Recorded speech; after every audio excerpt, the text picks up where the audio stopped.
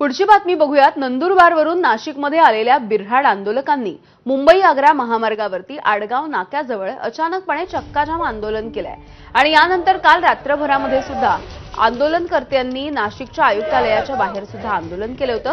आदिवासी विभागामधल्या शासकीय आश्रमशाळांमधल्या रोजंदारी वर्ग 3 आणि 4 या कर्मचाऱ्यांनी आश्रमशाळेमधील शिक्षकांची 1791 पदं बाहेरील खासगी एजन्सीच्या मार्फत भरण्याच्या शासन निर्णयाला विरोध केलाय।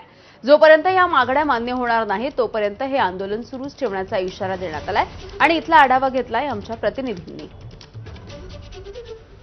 आदिवासी विकास विभागाच्या कार्यालयासमोर रात्रभर रोजंदारी कर्मचाऱ्यांचं आंदोलन सुरू होतं। बिऱ्हाड आंदोलन टप्प्याटप्प्याने गेल्या काही दिवसापासून नाशिक जिल्ह्यामध्ये सुरू आहे।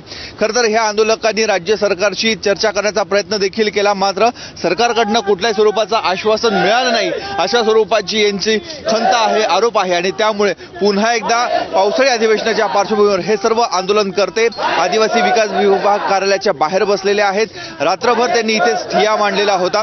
काही आंदोलनकर्ते आपल्यासोबत आहेत। आमची प्रमुख मागणी अशी आहे सर, 21 मे 2025 रोजी जे आउटसोर्सिंगचं पत्र काढल्यामुळे अगदी 1 वर्षापासून तर 10 वर्षावरील कर्मचारी बेरोजगार झालेले आहेत। आम्ही याआधी शैक्षणिक गुणवत्ता दिली आहे। शैक्षणिक गुणवत्तेने आम्ही आमच्या विभागातील 100% निकाल घेऊन गेलेला आहे। हे विभाग ज्या विद्यार्थ्यांचा सत्कार करताय, अभिनंदन करताय, विद्यार्थी आम्ही घडवलेले आहेत आणि आता आमच्याकडून एज्युकेशन क्वालिटी मागताय। आम्ही सगळे एज्युकेशन क्वालिटीचेच लोक आहोत। मग एज्युकेशन क्वालिटी म्हणजे काय यांनी समजून सांगावं। कुटुंबियांकडून असं आमची लहान लहान पोरं रडतायत, त्यांना डबा करून द्यायला कोण नाहीये आणि रात्री आम्ही 1 वाजेपर्यंत जागच होतो आणि 1 वाजेपासून बसून आम्ही होतो आणि रात्री 4 वाजता पाऊस पडला। सगळे भिजलेले होतो।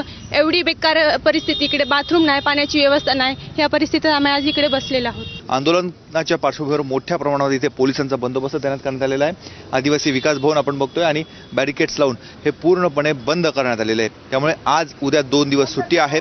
एका बाजूला आंदोलन सुरू आहे, दुसऱ्या बाजूला आदिवासी विकास आयुक्तालय हे बंद राहणार आहे। कॅमेरामॅन किरण कटारेसह मुकुल कुलकर्णी, एबीपी माझा, नाशिक।